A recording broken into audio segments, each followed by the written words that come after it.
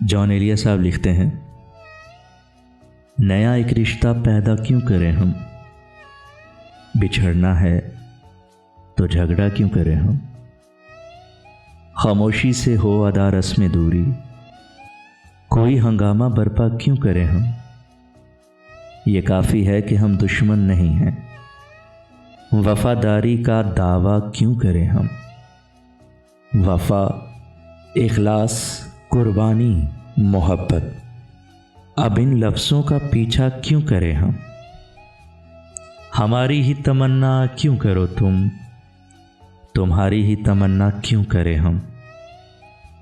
उठाकर क्यों ना फेंके सारी चीज़ें, फ़कत कमरों में टहला क्यों करें हम।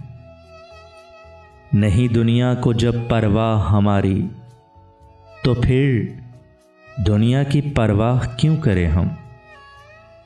बरहना है सरे बाजार तो क्या, भला अंधों से पर्दा क्यों करें हम।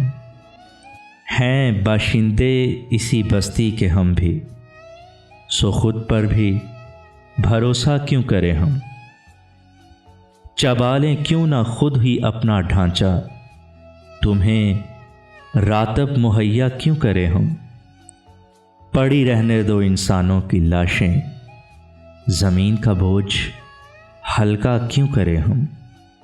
ये बस्ती है मुसलमानों की बस्ती, यहाँ कारे मसीहा क्यों करें हम।